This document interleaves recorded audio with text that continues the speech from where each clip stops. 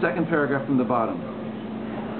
So he just brings a little bit of a proof here. Similarly, when God said, let the earth give forth a living soul, or let the earth bring forth vegetation, or let the earth produce seed-bearing trees, those very utterances created and brought about the desired result.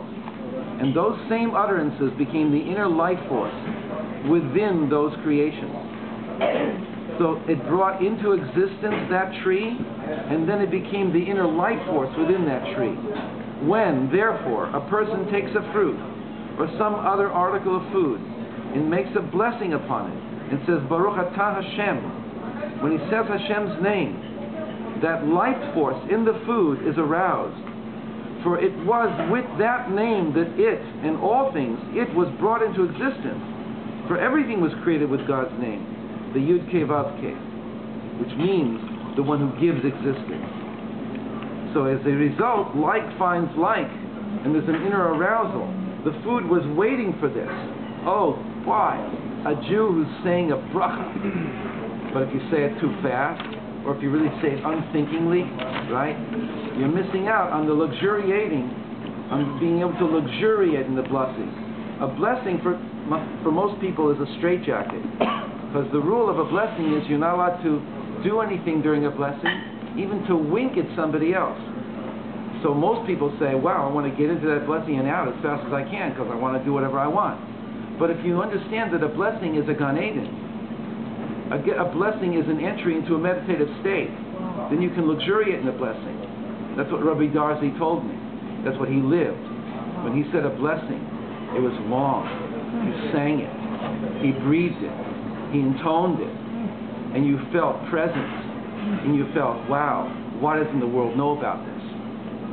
The first time I met him was when my wife was pregnant, and I went to get a blessing from him and Rabbi Kaduri, and I heard them say the Shema, and they said the Shema very slowly. And then there was a long silence. It was Ma'ariv, Arvit.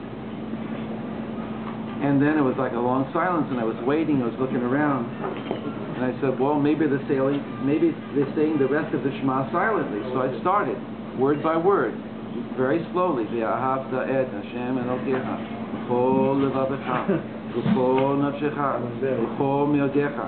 And I'm going on. And I get to the very end. I'm telling you, it took me quite a while. And all of a sudden, the reader starts, Ve'ahavta. And I'm so happy. I want to tell you that they were not going anywhere. They weren't going anywhere.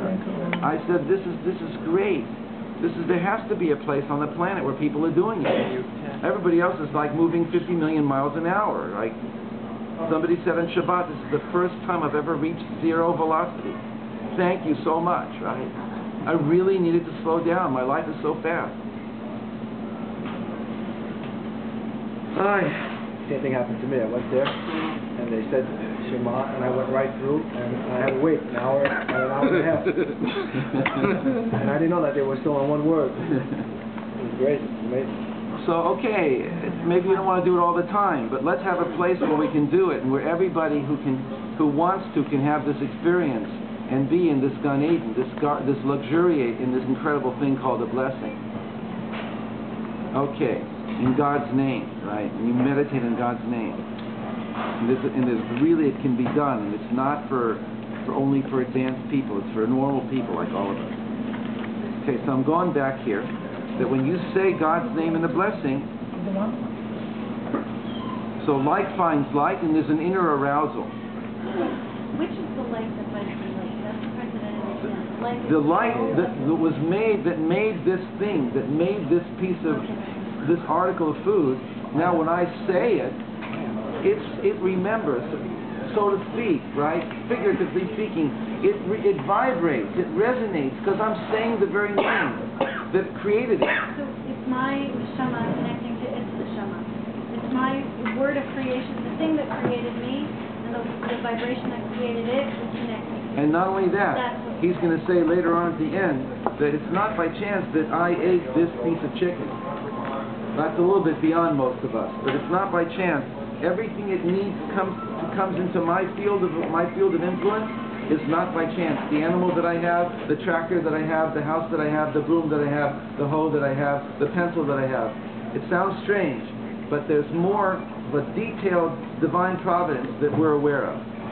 When I become aware that everything I have is from God, then when I have this sweater, right, this shirt, these things that I wear, that's why there's still this 150-year-old jalaba from Morocco that's going around, that a khatan is allowed to wear it for 10 minutes before his wedding. And the more khatanim, the more bridegrooms that wear this jalaba from Morocco, the holier it gets. That's how we think things. Something that's old and it's been worn by somebody great and gets handed down, we kiss it, right? Look how special this is. Whereas nowadays we throw things away. But the truth is, when you wear something, you're giving it your life force. You're connecting to it on an energetic level. Okay, so I don't want to go too much, but it's a lesson. It's a lesson in sensitivity. That's all I want, right? I don't want to overdo it. It's normal, like normal. So you want a question? Yes. Then you're so connected to the food, or you're saying the food name. I didn't quite understand what's going on there. I didn't quite get it.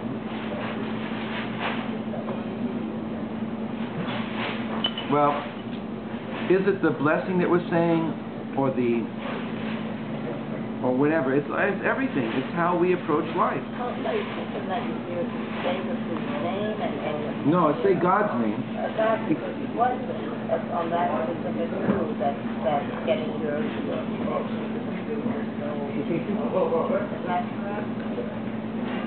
Yeah, that's what he seems to be saying. But there's a special thing that happens when I say a blessing. That's why the sages instituted blessing, because they said, why not take advantage of this incredible thing that you're about to eat? You're about to eat an apple. Like, instead of just eating the apple, the blessing puts you at a distance from the compulsion to eat the apple. It gives you time. Of course, if you don't understand this and you just eat the apple with a fast bracha, you are part of the problem and not part of the solution. The bracha is given to us as a solution for an existential problem. An existential problem is, do I just eat this thing, or I do something with it that I want to raise creation up and raise myself up? Because when I raise something else up or somebody else up, I get raised up. It's the principle of creation that when I do a favor for somebody else, I get the reward. I get the reward accrues to me. So I want to start being the kind of person that does favors for everybody, because I know that I get tremendous energy from that. part of the problem is the real sound.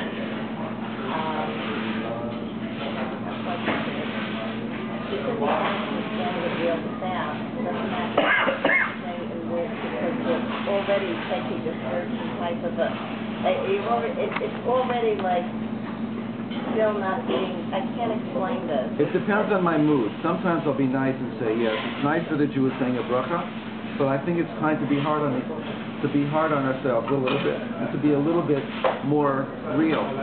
That it's not good to say a bracha automatically, to live on semi-automatic. Aren't you just like thanking Hashem for it when you say it? I have to have a little bit of thought. You know, the way brachas work is you go into the kitchen, you see, oh, I gotta have some water. Oh, wow, there's an apple. You know, wait a second, maybe I should slow down. I want that date. Did the bracha that I said on the apple have anything to do with the date? No, I didn't have it in mind. The best way is to go into the kitchen. If I need a water, fine. I need something immediately, fine. The rest of it I should put on the table in front of me, and every bracha I say should be with a little bit of kavanah, thought, sense of what I said, distance, to put a distance between me and the physical compulsion, and to have it there that I say a bracha that includes other things in it.